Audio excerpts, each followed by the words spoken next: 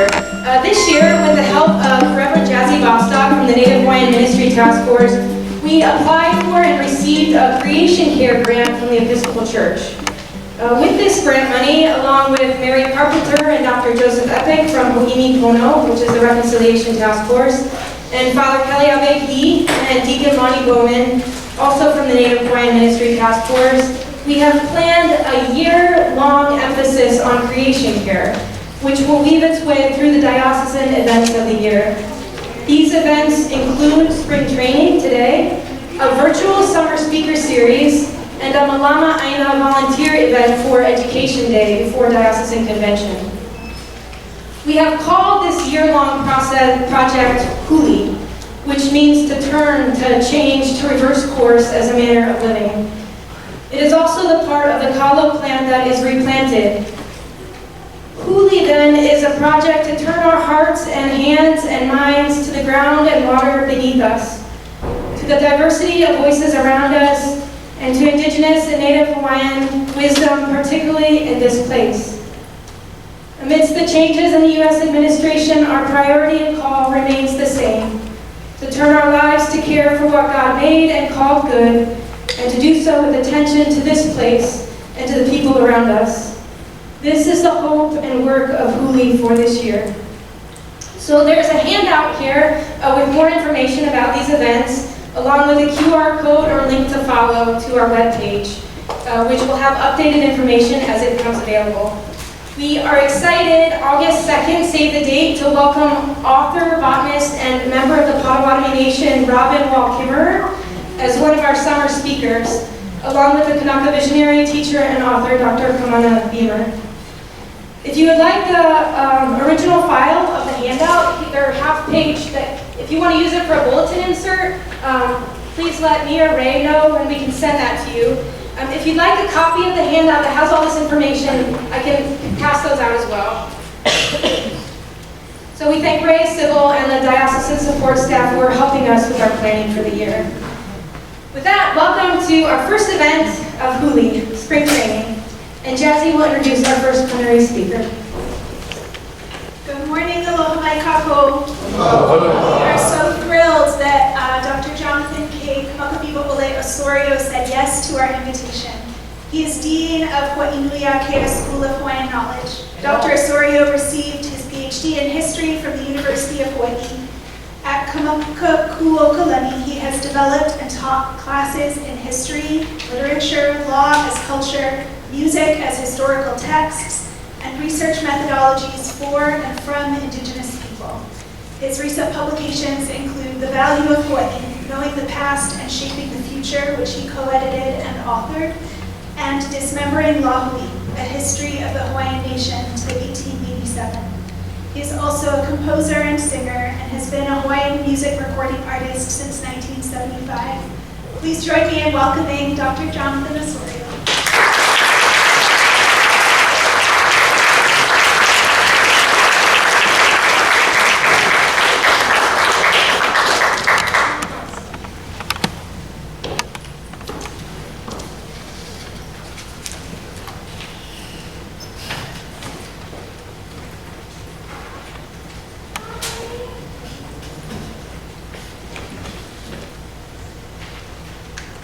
Bree said pretty much everything I wanted to say. So I'll just sing this.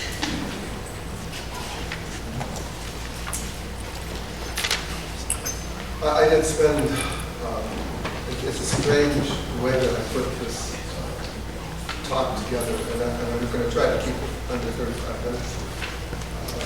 Your mic is off.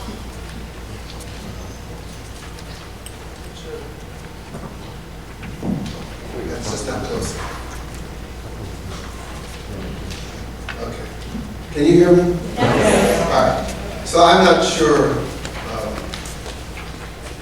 if I can properly describe what the last few months have been for people in education, and some of you probably know firsthand. Here in Hawaii, there's just been a lot of people meeting and new organizing, and fearfulness, anxiety, but also a sense of mission and a sense of new visions. And it calls for people to put their plan forward. So in the midst of many different kinds of meetings, some of them with institutions and some of them with community groups, I've tried to understand what I wanted to speak to you about in this place, in this kind of church community steeped in the gospel.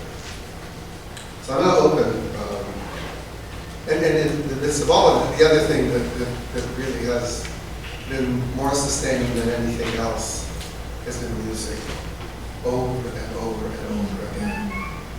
Configuring the things that I'm seeing, the things that I feel anxious about, and the things that I hope for in songs. I'm going to begin with two hymns. They were both written very close to each other. The song by the Queen was written in 1866 as a national anthem for the kingdom.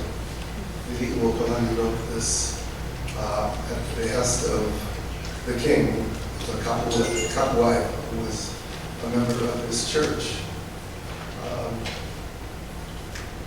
And the other song was composed at the very dawn of the 20th century by James Weldon Johnson and his brother, Rosamond Johnson. And eventually, it was a poem written by Johnson, and eventually became a hymn that is often referred to as the Black National Anthem. About 6 weeks ago, I started thinking about the ways in which the lyrics of both of these songs, when understood in English, are almost identical. And how not the tempo, not the rhythm of the song, but the melodies are similar. So let's see how that works. Lift every voice and sing, till earth and heaven ring with the harmony of liberty. Let our rejoicing rise high as the listening skies. Let it resound down as the rolling sea. Sing a song full of faith that darkness has taught us. Sing a song full of hope that the desert has brought us. Facing the rising sun of a new day begun. Let us march on till victory is won. Kamakua managoa, Haliu mai yamaho, e haliu akune, e kana.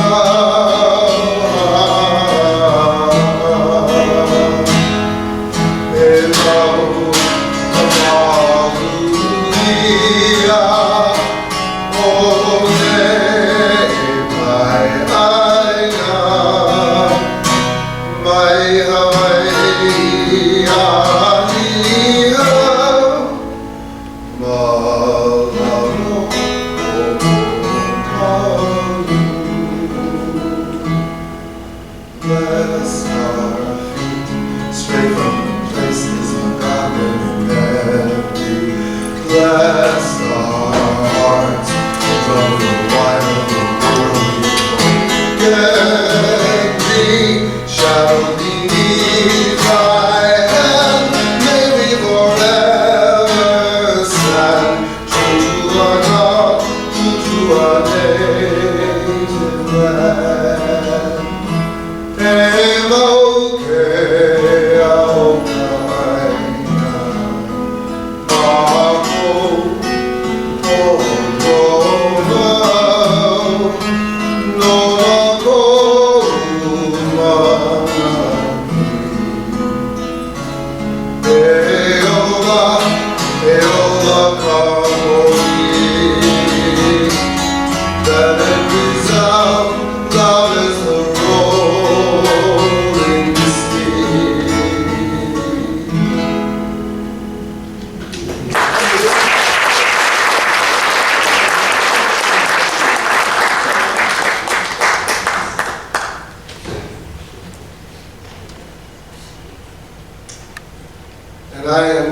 convinced that nothing can ever separate us from God's love.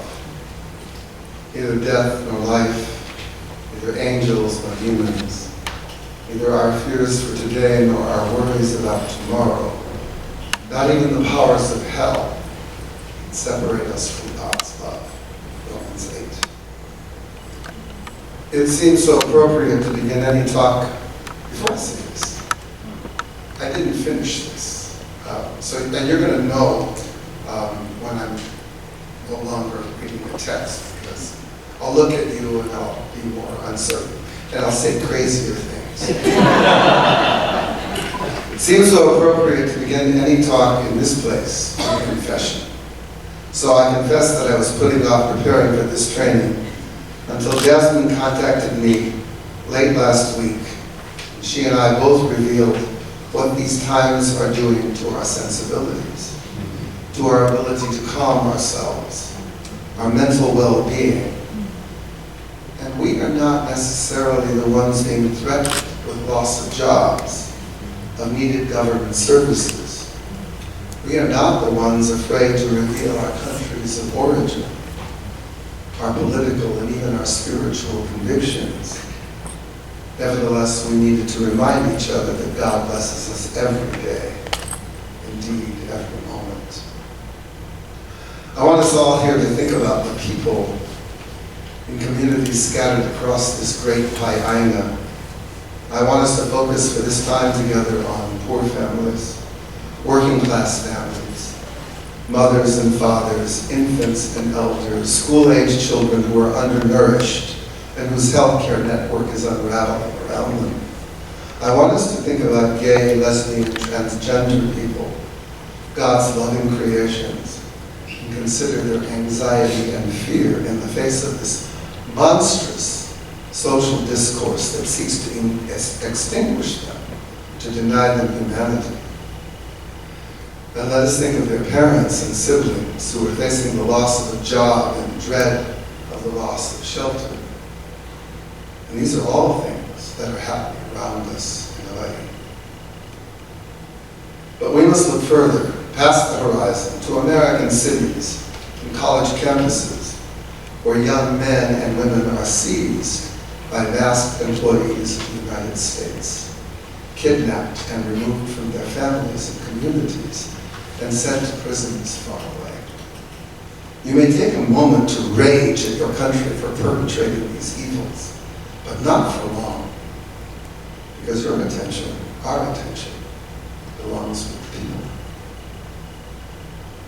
Look further away and see the consequences of brutal and powerful men in armies in Gaza and Ukraine, and consider the suffering of these children of God, the massacres and tortures, and the certain knowledge that this is only the beginning of their suffering.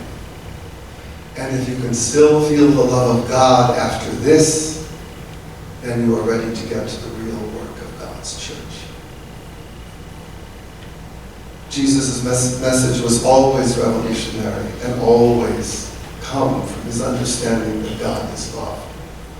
And it is becoming clear to many of us social and political activists that our role in this time of fear and violence is to feed, to house, to minister to the sick and the crazy, and with our voices and our bodies, to organize for social and political reform.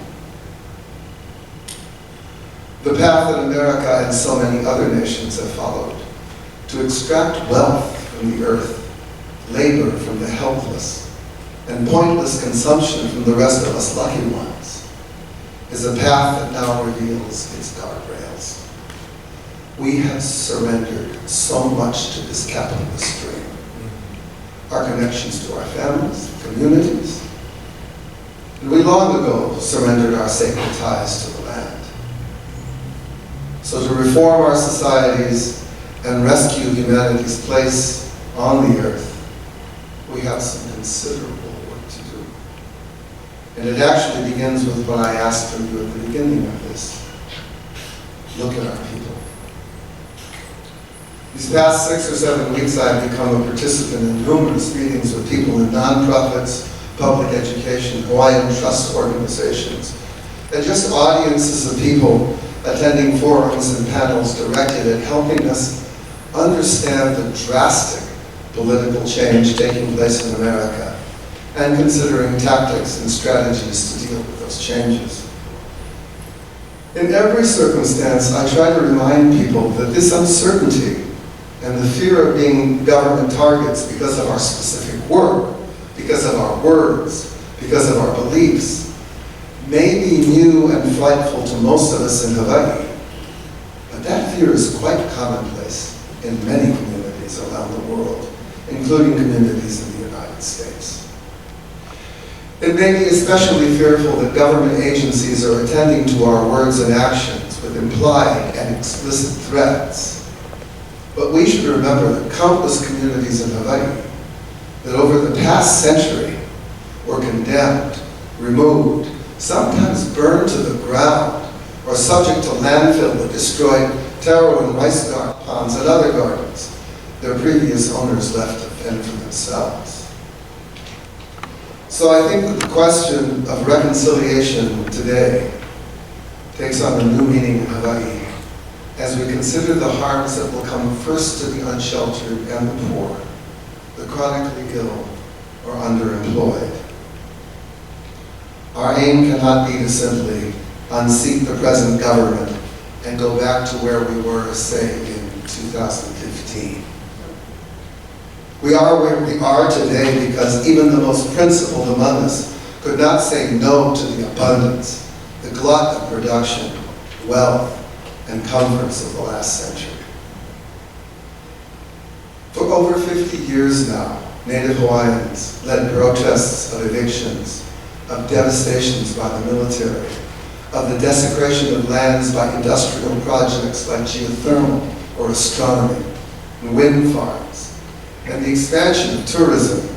All of these protests joined by allies in the community, but generally treated as nuisance or pointless attempts to stave off the inevitable. These are the spaces where our churches should have always been. Encouraging, nurturing, feeding, and defending.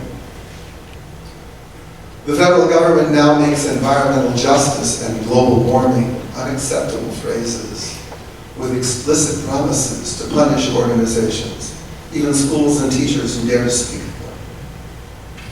So the task of reconciling to our earth is now even more critical, even as it has become more personally risky to undertake. But as I think of the hundreds of people I have known who have sacrificed careers, safety, reputations, sometimes even family life to engage in the struggle, I am pretty certain that I know why they are not afraid in this moment. So here we are. That's all I wrote. And I want to focus in on something deeply personal and hopefully bring this talk to an end that makes sense to all of us. I have a daughter, Jamaica, Ailmanai, Kalani Osorio. She is in her late 20s now. I'm sorry, she's over 30 now. I'm pretty sure, I was thinking of another daughter. She's in her early 30s. She is a particularly vulnerable space because, first, she's a queer woman with children and a spouse. She is also a professor in indigenous politics at the University of Hawaii. And she takes all of these kinds of vulnerabilities and then just steps up to make sure that everybody understands what she believes, so that she is also a leader in the movement to end Israel's occupation of Gaza. She is also very much a leader and very outspoken, and has made herself a target on that campus, a target even for our administration. And as her father and as a dean in this very same university, I can't begin to tell you how difficult a task it is for me to shut my mouth about what she is doing. And even more, basically just lean into that task because I know that what she is doing is good and right. The only way I feel I can protect her, which is so much a part of my being, is to become more visible myself. Do you know what I mean? Yep. Yep. So, I'm thinking about the protests across the street this afternoon, and how it's important for us to show up to these things and to be supportive. And I just think that that is something that more and more people will engage in, and to turn to the role of the church in these times. I want to say, it's not our job to lead those protests. It's not our job to do anything more than to be there. We should be putting up tents and feeding people and supplying water. We should provide access to health care. We should have people. What the church has always been able to do has been to marshal resources. And we have reason to marshal them now. I do not think it is the church's job anymore to remind people to be faithful to God. I think it's our job to help people find God in the struggles of their lives.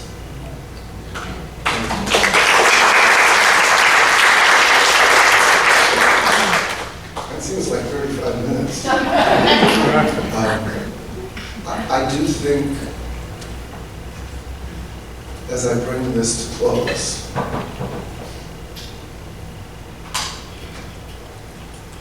that is something that is so nested so deeply in me because of the way I was brought up, because of the church that I was raised in. This idea of our responsibility. That in this perilous time, I do not feel fearful of the future. I feel a tremendous opportunity for this society to be changed. And changed in a way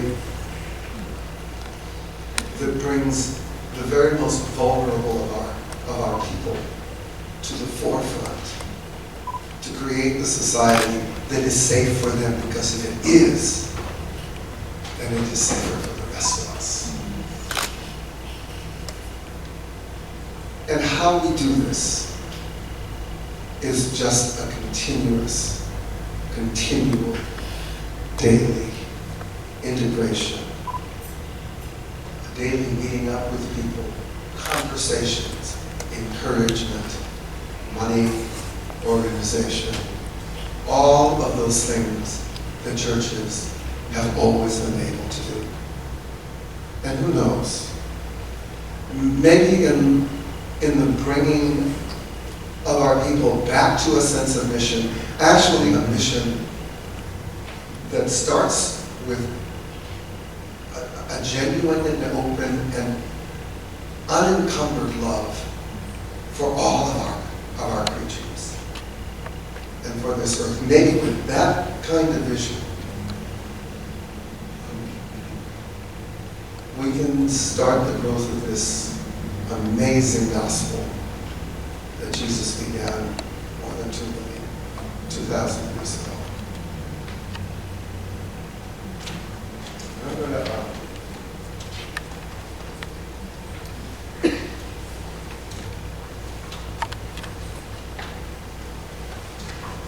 I'll finish with this song. This is, my wife Mary has always been just amazing at making me do songs that she likes. I'd never heard of David Wilcox. before she made me listen to this song. And it was, I know the first time I played this song was actually, she made me learn it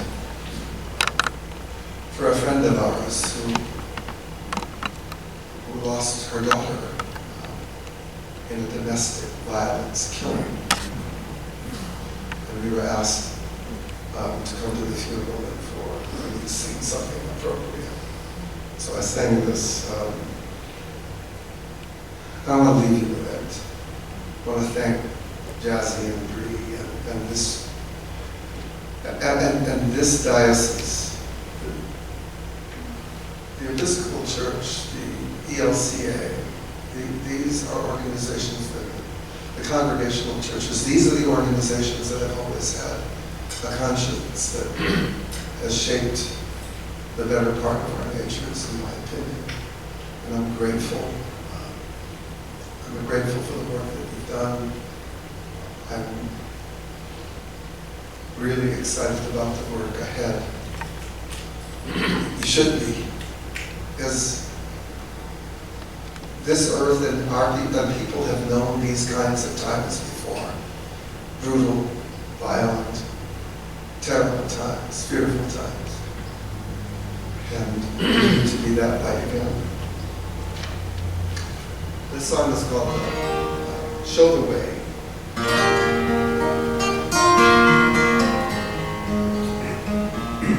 Say you see no reason to believe the world will ever change. Saying love is foolish to believe there'll always be some crazy army or a knife to wake you from your daydream. Fear back in your life. Look, if someone wrote a play just to glorify what's stronger than hate, but they not arrange the stage. Look as though the hero came to play, almost in defeat. It's looking like the evil side will win. On the edge of every seat, the moment that the whole scene begins, it is love who makes the mortar, it's love who stacks these stones, and it's love who set the stage here, though it looks like we're alone. In this scene set in shadow, like the night is here to stay, there is evil cast around us, and it's love who wrote the play. This darkness, love will show the way.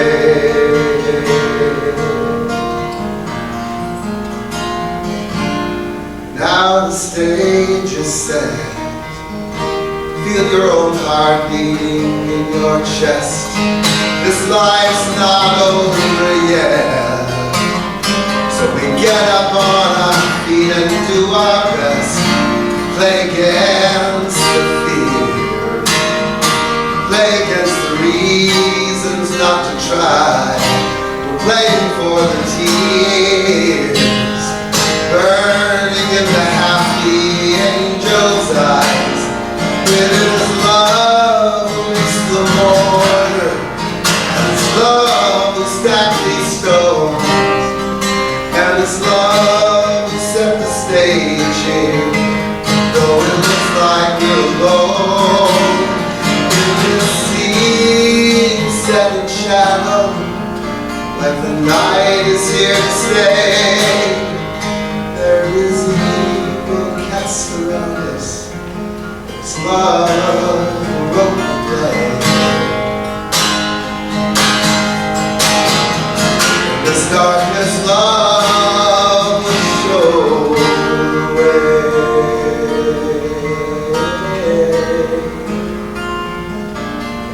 Show the way.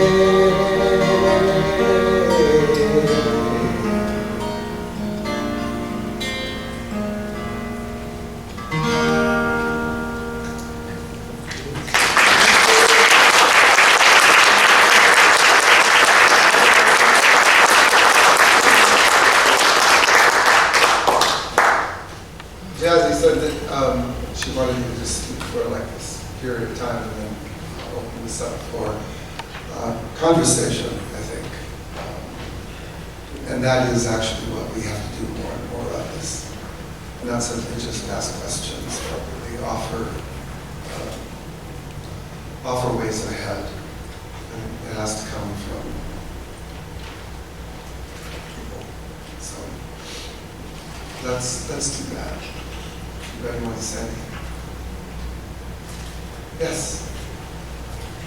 I'm just wondering if someone got taken away right next to us, you know, or any government official, like that woman from Tufts University, what can we do? What can we do as far as speak for that person, or maybe get the information from that person to contact their close relatives and friends? What would you suggest? I'm going to tell you what people are talking about on college campuses now, at least the ones I know about. And one of those things is trying to set up resources that will be attentive to the people who are vulnerable, and making certain that they always have accompaniment, that they're always that they are protected to the very limits of what people can do to protect others. To be witnesses, certainly, when people are seized, to really hold universities and other institutions accountable for being complicit when people are taken. I mean, you know,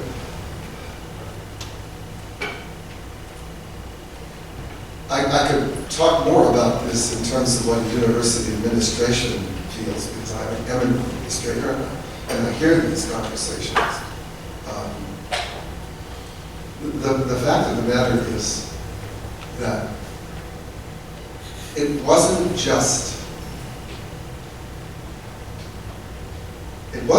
the money that made Columbia cave the way it did. It was an automatic fear of an institution as powerful as the American government training its sights on them. That's what it was, and it was really an attempt to basically distance themselves from the very legitimate kinds of protests that were, we're talking about the deaths just the other day of another 112, mostly women and children in Gaza. It's their unwillingness to see that that was the most important thing, that these are the most important things, than business as usual.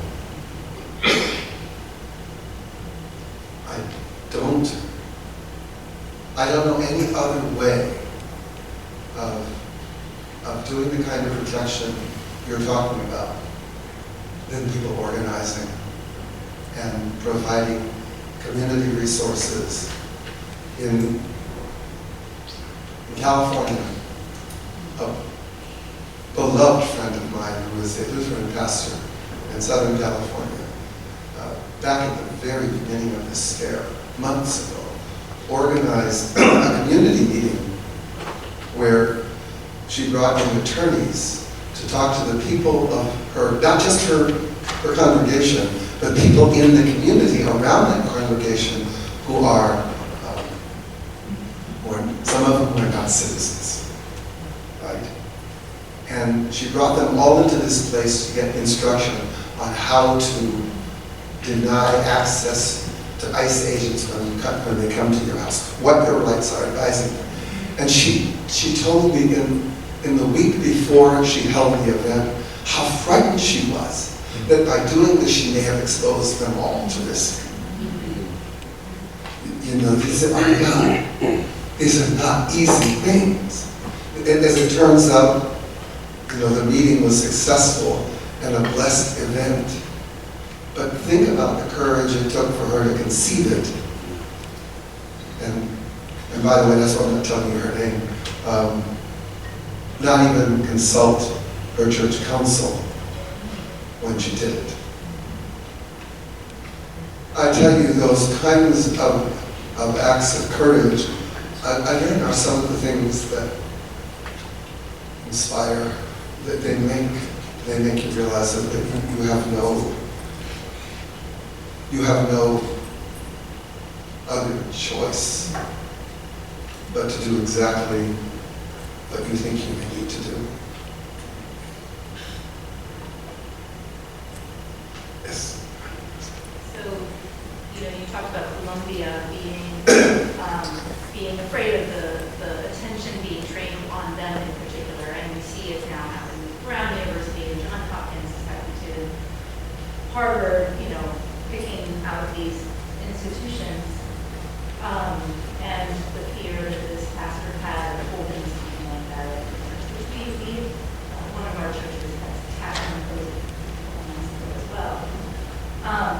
Do you think that power of numbers is a protection for folks? I mean, I know Columbia has been singled out, but if all of the universities refuse to stop DEI, do all the things that they're being asked to do, they can't go after everyone, right? I mean, they can take away money, but they can't stop a groundswell of people doing the right thing.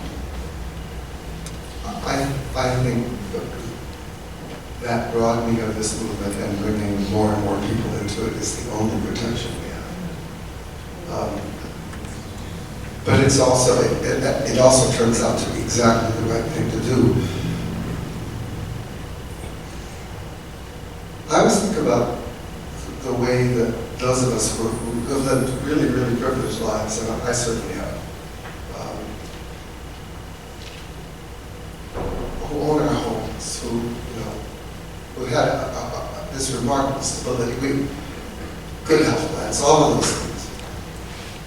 I wonder how we participate this in ways that really require us to understand that we may be needing, that those things are at risk. And maybe it's easier when you down to my age. Right, Lenny? Yeah, because we're classmates. Maybe it's easier when you get to our age when you realize that your whole life has been just this amazing thing. It must be for something. Yeah. It has to be for something. It couldn't have been that I spent all of this time on this earth just simply to be comfortable. And when I see younger people risk their futures and the safety of their younger families, there's no kind of getting around it. So yes, I feel like that's what I'm doing right now. And it's exactly why I'm willing to meet with anybody and go anywhere. You should see my calendar, it's pretty insane. And the university doesn't know yet. Well, they're not really, they know that I'm not, they can't find me a lot of times. The university doesn't even know how much of my time is going into these meetings, into these organizations. And I feel like I'm doing the university's work for it. Because, ultimately it's going to have to develop a spine. And one of the ways that we give spine to our institutions is by people in mass organizing and crying out. So,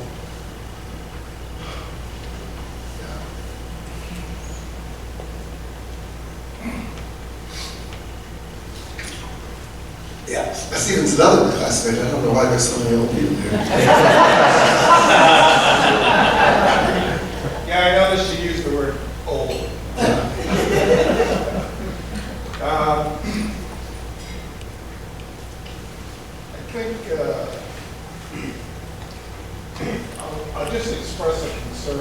that I have personally, and hope that maybe I can get some wisdom from everybody, and that is the biggest fear that I have now is that the administration that we have now is moving at astonishing speed in all directions.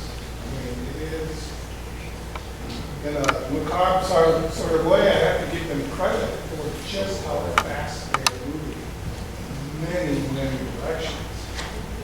And I think, you know, what I see now are starting around, some of the stuff that I think you're talking about are that people are now kind of moving up and taking responsibility, but it's doing it in pockets everywhere against this force that is very, very focused. And that is probably my greatest concern. And it is what it is, but I guess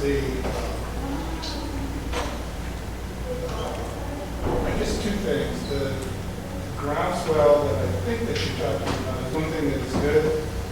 The other thing that I'm hearing is that maybe the institutions that we have depended on for a long time are the ones that are supposed to be in the business of stopping some of this activity seem to be a little slow on the draw.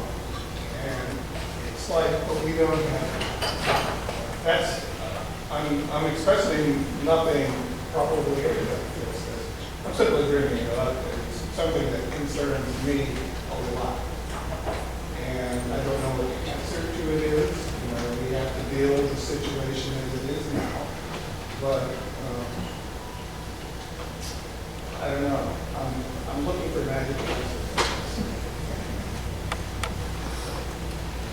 I don't want to be flippant here, but you know, institutions have always been pretty good about taking care of themselves, about protecting themselves. And what I'm talking about here is something a little bit different, because we're actually talking about real people. And I'd be willing to bet that in the work that you do, you come into contact with a lot more people who are in those vulnerable spaces, even than I do.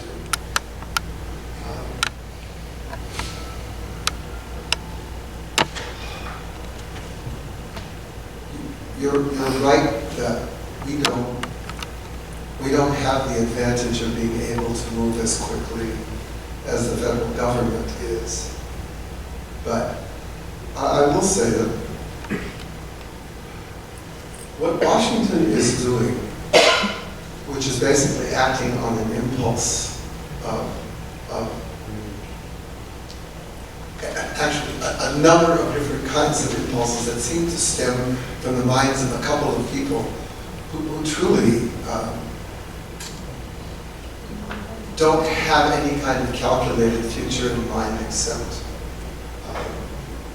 making certain that the very wealthiest people are better situated than they already are.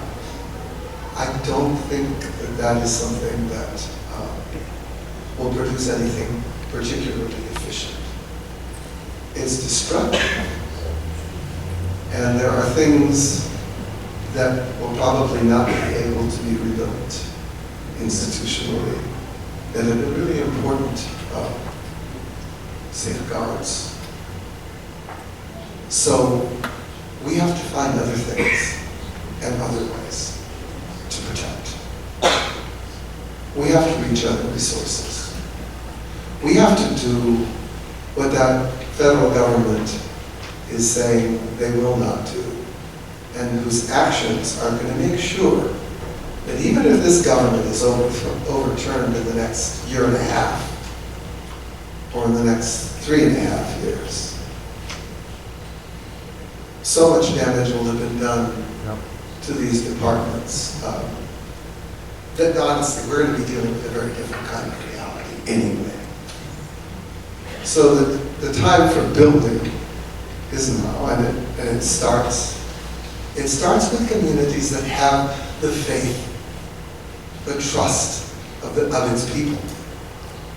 And, you know, nonprofits are wonderful organizations, but they don't necessarily have, you know, a congregation. They don't have that same kind of relationship as important as they are. So, where are you going to find this? You're going to find this in the schools. You're going to find this in the churches. You're going to find that in these kinds of organizations, and that's what I'm saying. And it's not. This isn't ideal. It is not ideal. It's possible that we might have been able to do this institutionally 2 or 3 decades ago. It's possible by making different political choices, economic choices. We might have been able to create a society that was better. But we didn't. And this is what we are.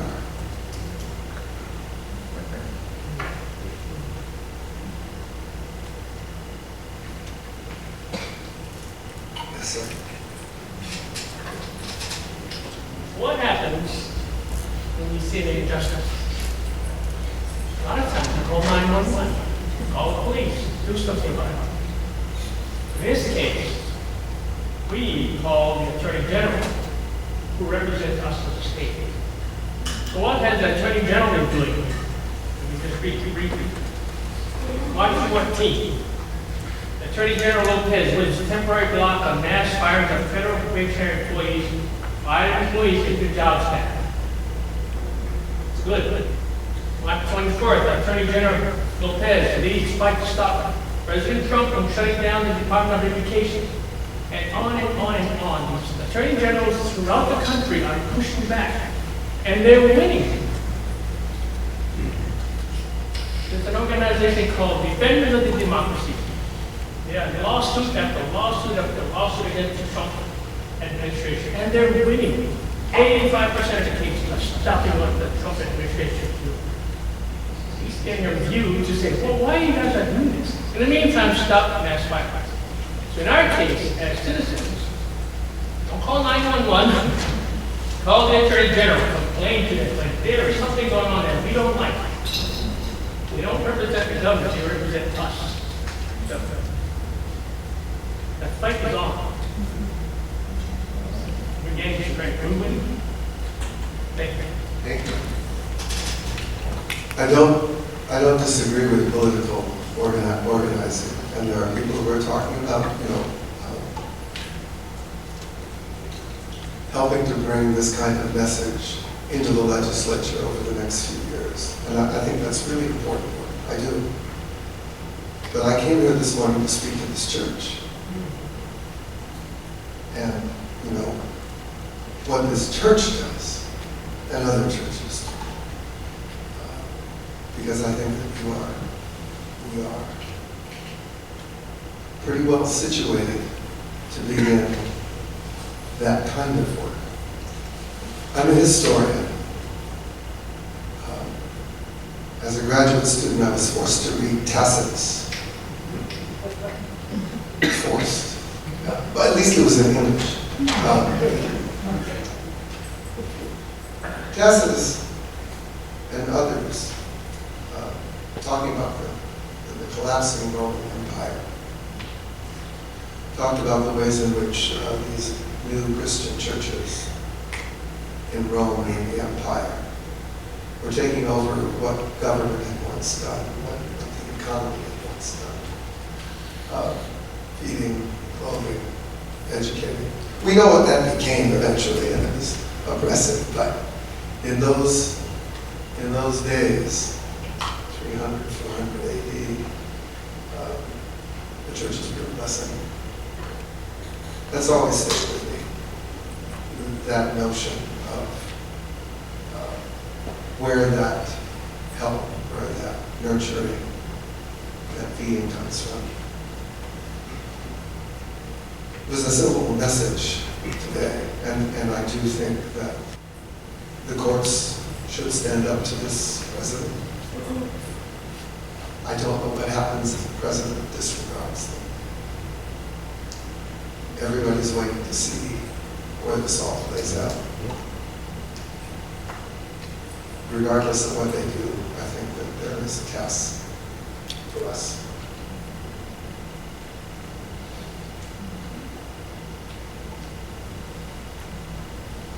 Yes? I'm about to be in a play in Hilo about Prince Kuhio. So I brought my script with me. We've got rehearsal tomorrow. But one of the characters that I play is Liliu Opalani. And she is speaking to Kuhio. And after listening to you, I'm hearing this same message come out, so if I may. She's speaking to Kuhio and her two other nephews had a ball, and she says, you see all this around you, this palace, these crowns and jewels, grown women, men, and medals and shining swords, even our titles, king, queen, princess, and prince. This is not who we really are. I mean, we are these things in these modern days, but only because we are ali'i. Underneath all this glitter and finery, we are ali'i. And you know what that means. And they go, what? Auntie, what? And one of her responds and says, yes, because that's our mana. And she says, yes, yes, I know you've heard all these things, but today of all days, I want to remind you, you must never, ever forget that as ali'i, your most solemn duty is to our people, to the well-being of the Hawaiian people, even in these times, especially in these hard and troubled times. They still look to us for protection and guidance. That is what you are born to as ali'i. The true ali'i not only feels all the sufferings of his people, but his own disgrace if he fails them as well. That is why we always must do everything in our power to alleviate suffering. And so, even though today you are, or there were made princes, this is when Kuhio became a prince, you always were and always will be ali'i. So, we are leaders in our church. So, I hear, because as ali'i, we're the leaders before the overthrow. That's what we need to do as well, is that we need to alleviate suffering. That's what you're saying. True? You know? Yeah. I'm not sure how long we're allowed to keep this. So. One more question? Oh, sure. And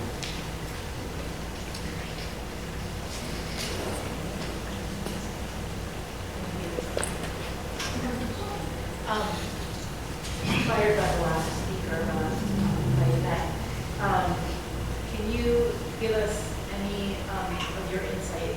You know, one of the themes of our year is to learn from the wisdom of our ancestors, from those who come before us. So as a historian, do you have words of wisdom, like, yeah, right. That's a perfect. And thank you. You're going to be playing Liliu in this? Hi. In this play. Okay. 1 of 5. So, let's talk about Liliu for a minute. I've actually I wrote a sermon for one of the reconciliation projects here at least 15 years ago, about 20 years ago. And for the first time I was sort of forced to think about really what Liliu did in January of 1893. So I'll just quickly bring this together. So Liliu was queen. It means that she was, as monarch, and under a constitution that had been forced on her brother, David Kalakaua, in 1887. That constitution basically severely limited her executive power. The kingdom government before had always, it had a balance, where the courts were independent, the legislature was elected, part of the legislation was appointed, but it was always a smaller part of the legislature. The larger part had always been elected. And then there was the king.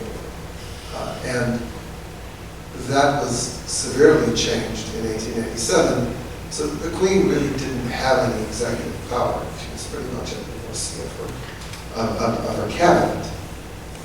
She could select a cabinet, but the cabinet had to, I don't know, it was crazy. I'm kind of getting off the point here.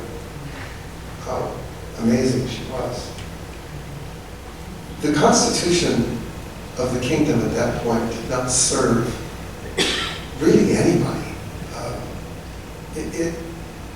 It didn't have the guidance of a real executive,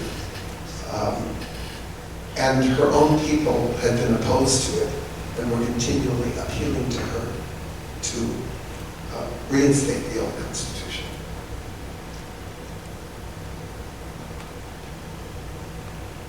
For about a year in 1892, she tried to get her cabinet to agree that a new constitution was needed. And every time she had a cabinet that seemed favorable to it, the House of Representatives, the legislature, would vote that cabinet out of existence.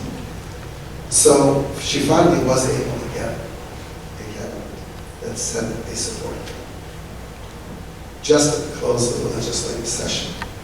And when she closed the legislative session so the legislature could not meet, she thought she had the opportunity at that point to declare a new constitution that was fair to everyone, that still allowed business interests to have a predominant role here, but restored people's ability to vote.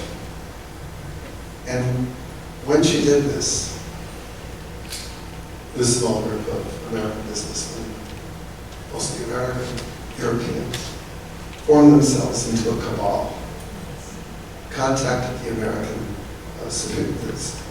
the American representative here, the equivalent of an ambassador, and requested that troops be landed to protect them as they declared themselves to the government.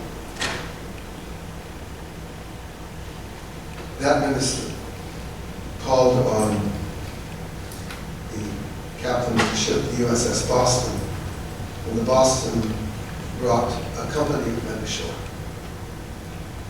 They were armed with, with rifles and Gatling guns. And they set up a line between the palace and the building where these men were, and where they had declared themselves the legitimate government. The Queen was advised by her marshal to immediately, as soon as the men had announced that they were the new government, to arrest them for treason. And she said, but what about the American troops between us? Her marshal said, under laws, under their own laws, they cannot interfere. But if they do, we should shoot them down. Queen's response was to tell her own men to lay down their weapons. And she did this because she knew enough about Americans to know that if she shot or killed any of their soldiers, sailors, that another ship would soon be in the harbor and they would lay waste to the city. She knew this as surely as she knew anything. But consider what she did. She disarmed herself. She surrendered to the United States, which did not take her into custody. They left her to the Committee of Safety. She could not have known what her own fate would be. She could not know that she would be taken somewhere and killed, or imprisoned for the rest of her life. And in fact, the original government did imprison her for a short period of time. What kind of leader does that? What sort of person takes complete responsibility for the lives of the men who were supposed to be protecting her, and puts her own life in jeopardy. She said this to her soldiers. It is not because I didn't think you would fight and defend me, but that I did not want any more bloodshed.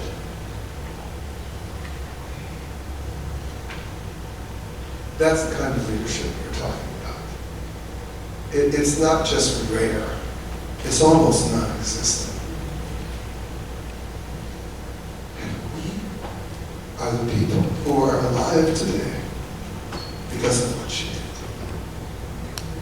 We are the people who still have the ability to say the same kinds of things she said, to appeal for justice, for honesty, for goodness, for kindness, for forbearance.